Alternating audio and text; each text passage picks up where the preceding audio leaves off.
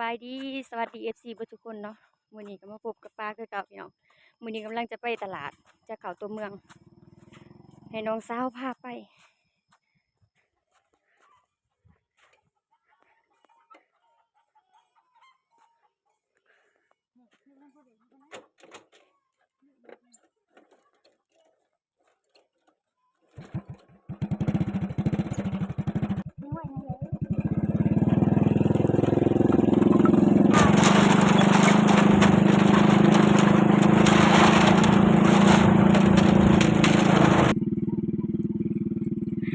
เอ้ย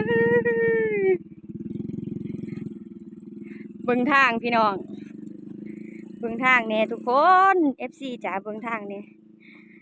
ทางกับกล่องบ่ได้พอๆกันเลยสั่นกล่องก็สั่นทางก็คือเห็นน่ะดินทรายมันเจือดน่ะอันนี้ก็คือบ้านแกงตะหวังเนาะบ้านแกงตะหวังบ้านป้าบ่ได้เฮ็ดครัวปีนี้บ่ได้เฮ็ดครัวหลายปีแล้วล่ะ10 ปีที่แล้วมีอยู่ครัวหลังๆมาก็คือมีแต่เที่ยวทางบ้านอื่นนะขามบักแหน่ขามครัวแหน่จังซี้นะไปกลับก็20 บาท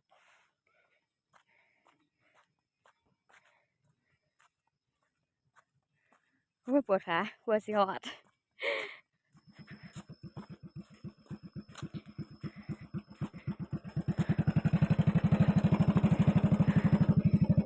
ไป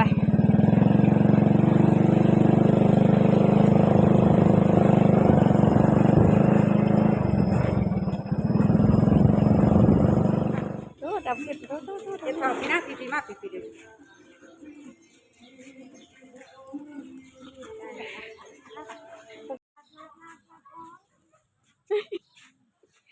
ซอกเดือหมาเท่าใดเด้ค่ะ4,000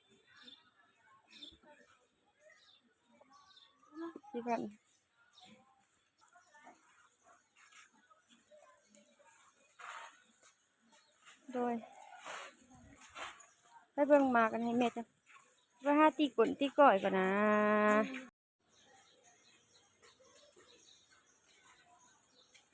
มึงแค่คนป่วยแค่คน เดี๋ยวกบฮะ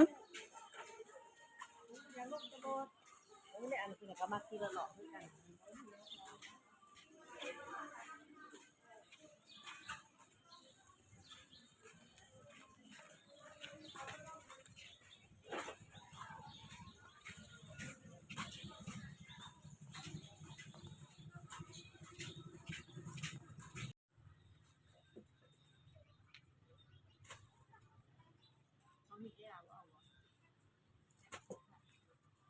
เลยลุยมักมีเพิ่นมา จะเลือกเป็ดบ่ โอ้ นี่ แล้วแต่เฮิงบาเข้าเดียวกับมาเพิ่นว่าก็มาเป็นแนวน่ะว่าให้ลอกมาโทษเนี่ยปะเต้ให้ลอกมาโทษเนี่ยปะเต้อยู่ที่ช่องไว้นะ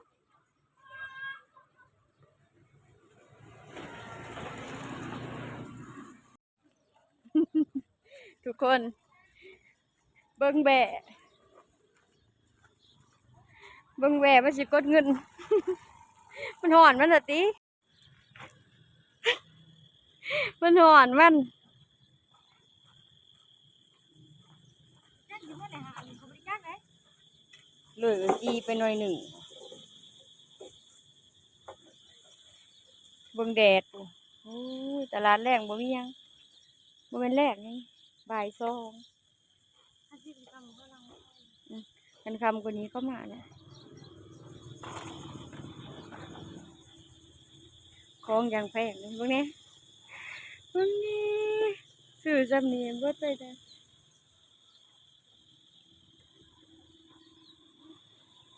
ไปเดี๋ยวสิตกลงสิพา FC ไปซื้อปิ้งไก่หน้าผมซื้อของหันขาก่อนไปซื้อมีก่อนไปซื้อมาม่าก่อนครบแล้ว30กัดหนึ่งน่ากลัวจังเลย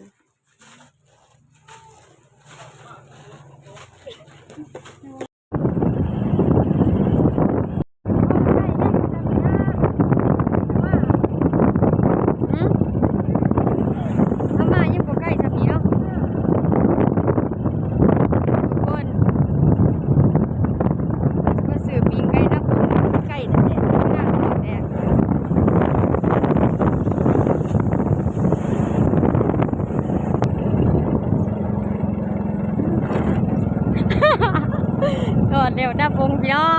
งอยากกินปีงไก่หน้าพงกับมาหน้าพงไก่จนว่าจากเมืองพงมานี่นั่งรถไฟนั่นคือจะว่าเขาดีเอาเว้ยผู้สาวขายปีงไก่เอ้าเรียบร้อยแล้วครับไปแล้วซื้อปีงไก่หน้าพงคุณแดน